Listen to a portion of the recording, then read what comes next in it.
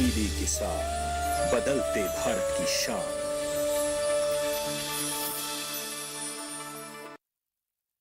गांव किसान के सह प्रायोजक है agriculture insurance company of India limited. संपन्न भारत की पहचान, बीमित फसल, खुशहाल किसान।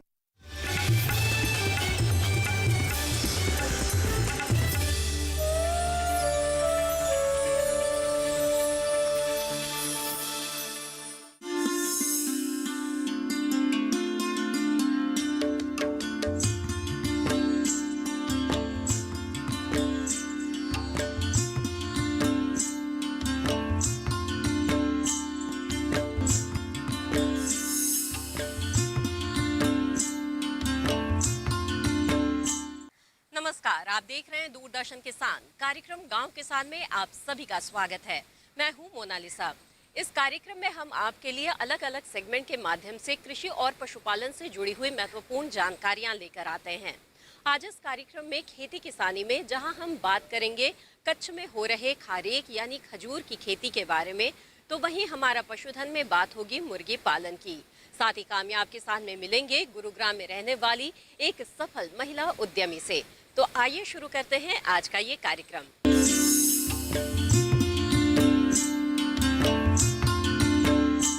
आइए देखते हैं हमारा पहला सेगमेंट खेती किसानी। कच्छ की विषमताएं अब यहाँ की उपलब्धियां बनती जा रही है। हम बात कर रहे हैं कच्छ में हो रही खारेक यानी खजूर की खेती के बारे में। कभी कच्छ में हरियाली का प्रतीक माने जाने वाला खारेक अब यहाँ के किसानों के लिए कल्प वृक्ष बनते जा रहे हैं। कैसे, आइए देखते हैं इस रिपोर्ट में।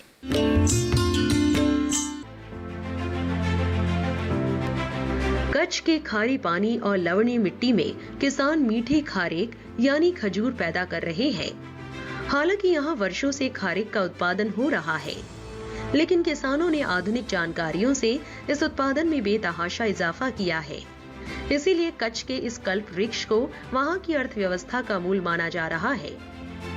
आज हम एक ऐसे ही किसान से मिलवाएंगे जिनके बागों का खारेक देश ही नहीं बल्कि विदेशों में भी भेजा जा रहा है।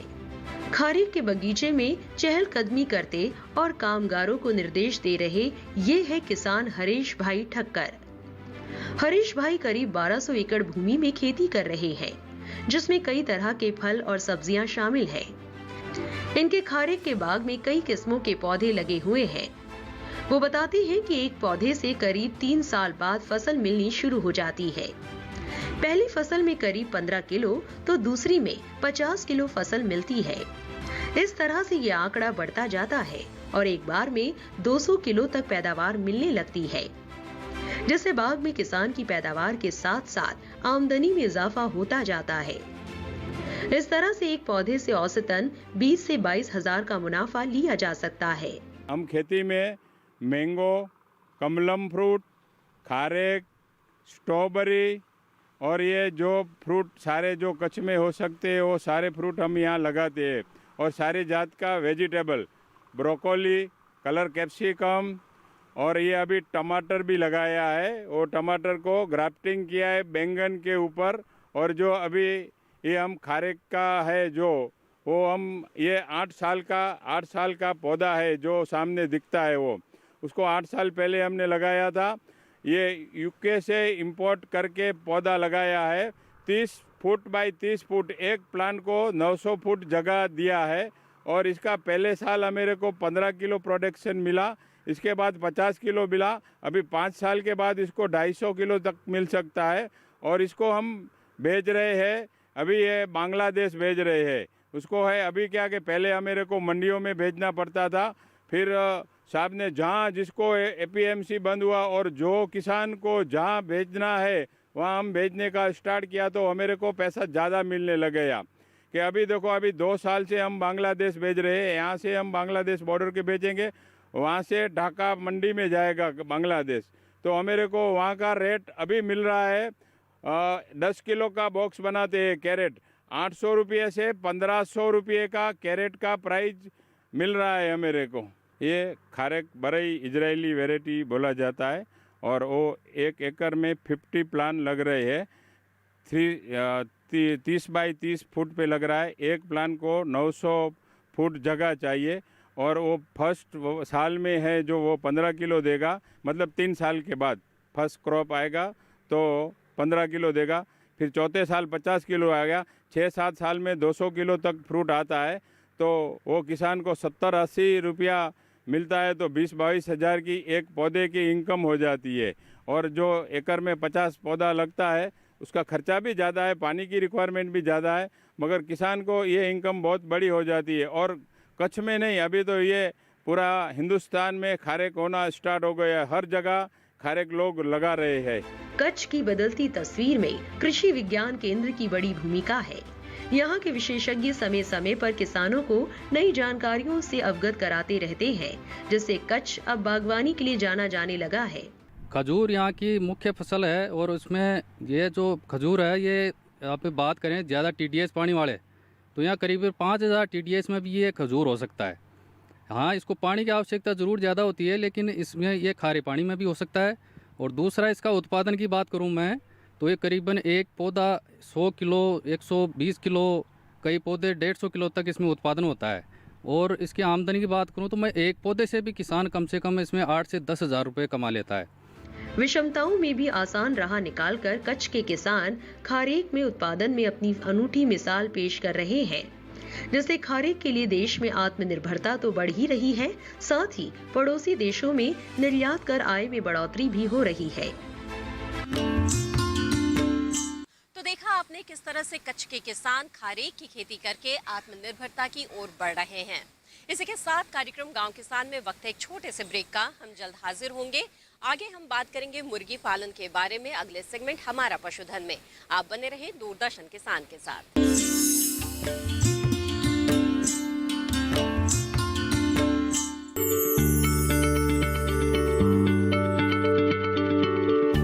क्या आप किसी बीमारी से परेशान हैं?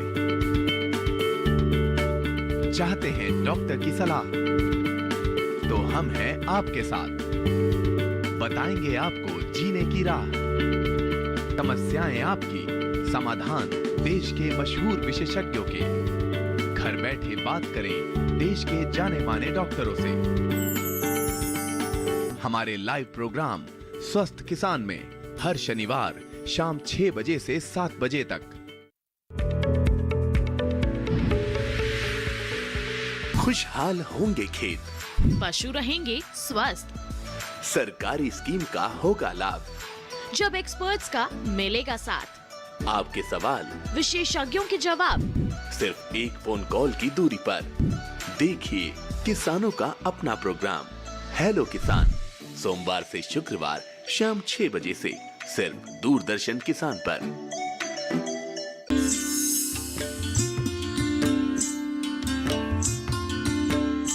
ब्रेक के बाद आप सभी का फिर से स्वागत है कार्यक्रम गांव किसान में। आइए देखते हैं हमारा अगला सेगमेंट हमारा पशुधन, जिसमें आज हम बात करने जा रहे हैं मुर्गी पालन के बारे में। जी हाँ, मुर्गी पालन जिसे बेहद ही आसानी से किया जा सकता है। कम लागत में ये अच्छा खासा मुनाफा दिलाता है, लेकिन मुर्गियों से अच्छा अंडा और मांस का उत्पादन प्राप्त करने के लिए ज़रूरी है कि मुर्गियों की देखभाल भी अच्छे तरीके से की जाए।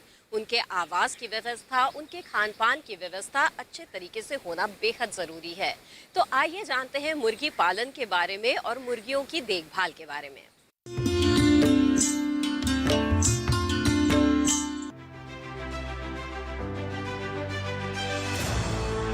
पशुपालन में मुर्गी पालन सबसे आसान व्यवसाय है। इस व्यवसाय को कम से कम स्थान से भी शुरू किया जा सकता है, लेकिन इसे व्यावसायिक रूप देने के लिए ज्यादा स्थान की जरूरत होती है। एक बार शुरू होने के बाद ये व्यवसाय चलता रहता है और बढ़ता रहता है। जो किसान कुक्कुट पालन शुरू करने जा रहे हैं वो कुछ खास बातों का ध्यान रखें तो लंबे समय तक अच्छा मुनाफा कमा सकते हैं, क्योंकि जरा सी चूक से बड़ा नुकसान होने की आशंका बनी रहती है। किसानों को सबल बनाने के लिए सरकार पोल्ट्री फार्म खोलने के लिए अनुदान भी देती है। पोल्ट्री फार्म खोलने से पहले मुर्गी पालकों को चाहिए कि वो चूजों को खरीदने से लेकर उनको बेचने तक कुछ बातों का ध्यान रखें, जैसे चूजे लेने से पहले बाड़े को कीटाणु नाशक दवा से अच्छी तरह धो लें। साथ ही दीवारों पर भी दवा का छिड़काव करें। चूजे ऐसे स्थान से खरीदें जहां जन्मजात बीमारियां ना हो। चूजों को रानीखेत बीमारी का F1 स्ट्रेन और मेरिक्स बीमारी का टीका लगा हो। मुर्गी पालक जब चूजे लेकर आए तो उसकी तैयारी भी पहले से की हो। आवास के तापमान का खास ध्यान रखना चाहिए क्योंकि चूजों को सही ताप की आवश्यकता होती है। तापमान नियंत्रण में लापरवाही बरतने पर चूजों की मौत भी हो सकती है, जिससे शुरुआती नुकसान होना लाजमी है। मुर्गी पालन में 70% खर्च दाने पर होता है। बेहतर स्वास्थ्य के लिए मुर्गी को ताज़ा और संतुलित आहार दें। आहार देते समय उम्र का खास ख्याल रखें। एक चूजे के लिए 0 से 8 सप्ताह की आयु तक स्टार्टर आहार, 8 से 20 सप्ताह की आयु तक ग्रोवर आहार और खाद में लेयर दाना दें। चूजे को वयस्क होने के लिए लगभग 13 किलो दाने की जरूरत है। इसके अलावा दाना भंडारण करते समय भी सावधानी बरतें। दाने को नमी रहित जगह पर रखना चाहिए, नहीं तो दाने में फफूंद लग सकती है, जिससे मुर्गियों में बीमारी की आशंका बढ़ जाती है। दूसरी ओर इस बात का भी ध्यान रखें कि बीमारियों पर समय रहते अंकुश लगाया जाए, क्योंकि बीमारियों का सीधा असर मुर्गी के उत्पादन पर पड़ता है। ऐसे में बीमार मुर्गी को तुरंत स्वस्थ मुर्गी से अलग कर देना चाहिए। ऐसा करने से काफी हद तक बीमारी पर नियंत्रण किया जा सकता है। साथ ही रानीखेत, चेचक, लिम्फोसाइट, मेरिक्स रोग, कोराइजा, कोलाई रोग, इनके लिए समय समय पर टीकाकरण जरूर करवाएं। इस तरह देखा जाए तो मुर्गी पालन फायदे का व्यवसाय है। ये मुनाफा तब ज्यादा बढ़ जाता है जब खेती के साथ साथ मुर्गी पालन किया जाए। ऐसा करने से मुर्गियों के आहार में खर्च होने वाली राशि को काफी हद तक कम किया जा सकता है।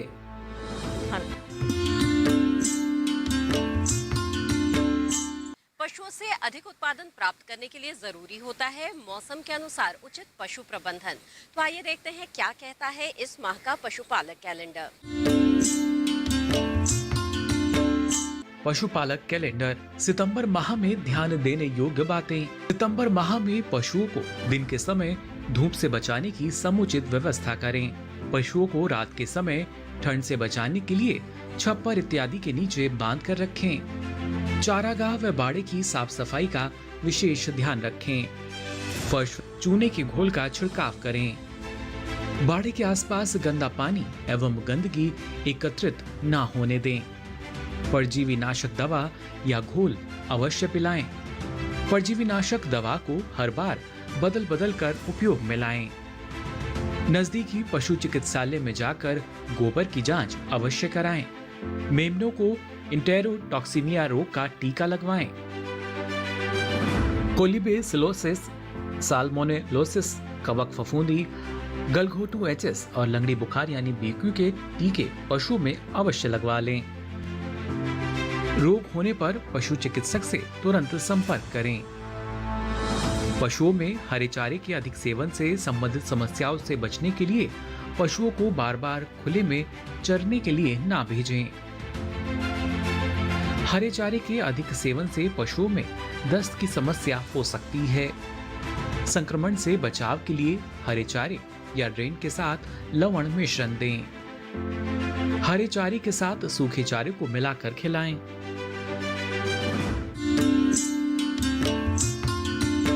तो ये थी पशुपालन से संबंधित महत्वपूर्ण जानकारी। इसी के साथ कार्यक्रम गांव किसान में वक्त है एक और छोटे से ब्रेक का। ब्रेक के बाद मिलेंगे एक सफल महिला उद्यमी से अगले सेगमेंट कामयाब किसान में। आप बने रहें दूरदर्शन किसान पर।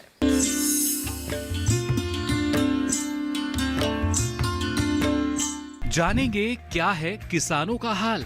हम पहुंचेंगे आपके गांव। मिलेगा सरकारी योजनाओं का ज्ञान।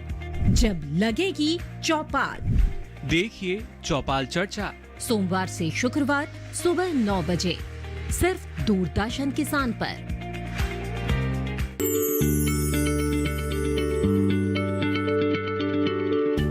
क्या आप किसी बीमारी से परेशान हैं?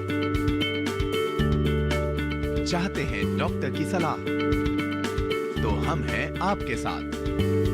बताएंगे आपको जीने की राह। समस्याएं आपकी, समाधान देश के मशहूर विशेषज्ञों के। घर बैठे बात करें देश के जाने माने डॉक्टरों से।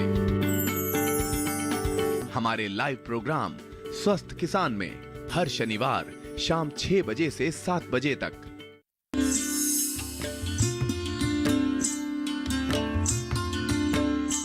ब्रेक के बाद आप सभी का फिर से स्वागत है। आप देख रहे हैं कार्यक्रम गांव किसान और अब बारी है हमारे अगले सेगमेंट कामयाब किसान की, जिसमें आज हम आपको मिलवाने जा रहे हैं गुरुग्राम में रहने वाली एक सफल महिला उद्यमी रवि से। जी हाँ, जहाँ तक खाद्य सामग्रियों के संरक्षण की बात है तो महिलाएं सालों से ये काम करती आ रही हैं, लेकिन अब ये एक उद्यम का रूप लेता जा रहा है। इसी तरह से रवि ने भी आंवला और कई तरह के खाद्य उत्पादों के प्रसंस्करण से जुड़कर एक अच्छा खासा उद्यम शुरू किया है। आइए जानते हैं कि किस तरह से उन्होंने उद्यमिता के क्षेत्र में कदम रखा। हमारे देश में खाद्य प्रसंस्करण का लंबा इतिहास रहा है। पुराने समय से हमारे देश की महिलाएं खाद्य सामग्री को संरक्षित करती आ रही है, जो विपरीत समय में खाद्य पदार्थों की पूर्ति करने के काम आता रहा है। प्रसंस्कृत खाद्य आहार ने बदलते दौर में अपना रूप और निखार लिया है। अब इस क्षेत्र में उन चीजों को भी शामिल किया जाने लगा है जिससे शरीर को जरूरी पोषक तत्व मिल सके। इसी अवसर का लाभ लेकर महिलाएं घर की चार दीवारी से निकलकर बाजार व्यवस्था में भागीदार बन रही है। आंवला विटामिन सी का अच्छा स्रोत होता है। लोग तरह तरह से इसका इस्तेमाल कर शरीर में इसकी पूर्ति करते हैं। इसीलिए बाजार में आंवला कैंडी, मुरब्बा, अचार जैसे उत्पाद मिल रहे हैं। इसी में अपनी अहम भूमिका निभा रही है गुरुग्राम की रहने वाली महिला उद्यमी रवि, जिन्हें इस साल पूसा किसान मेले में सम्मानित भी किया गया। कैसे शुरू किया उन्होंने ये सफर, आइए जानते हैं। 2016 में राष्ट्रपति जी ने हमारा गांव गोद लिया तो एक उम्मीद सी जगी उससे, और मैंने सोचा चलो एक और मौका मिल रहा है, क्यों ना इसका फायदा उठाया जाए। तो उसी टाइम निफ्टम से एक टीम आई जिन्होंने हमें प्रोडक्ट के बारे में बताया।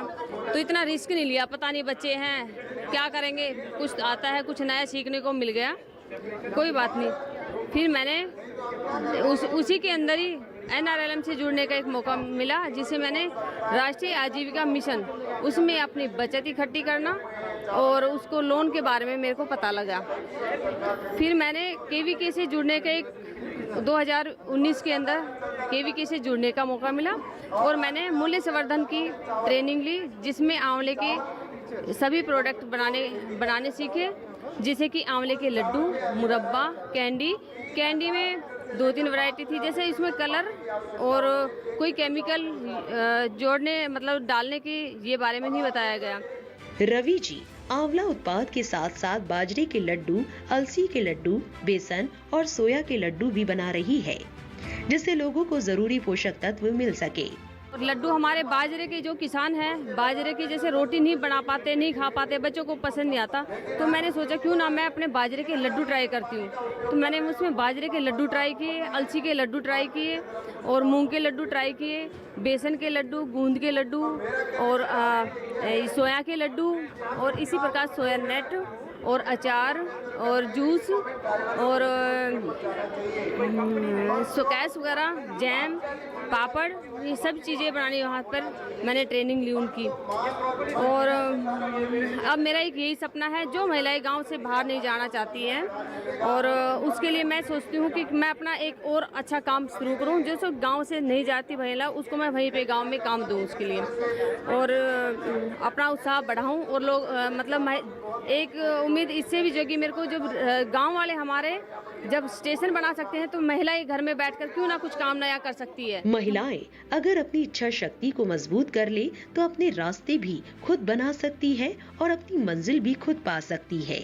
इस ओर सरकार भी महिलाओं की हर तरह से सहायता कर रही है, जिससे वो आत्मनिर्भर हो सके और देश हित में अपनी भागीदारी दे सके।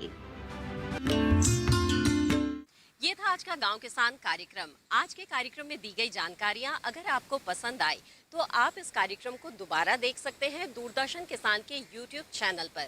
इसके लिए बस आपको टीवी स्क्रीन पर दिए जा रहे QR कोड को स्कैन करना है। इसी के साथ कार्यक्रम गांव किसान की आज की कड़ी में बस इतना ही। फिर हाजिर होंगे लेकर कुछ और दिलचस्प जानकारियां। तब तक के लिए बने रहिए दूरदर्शन किसान पर। नमस्कार।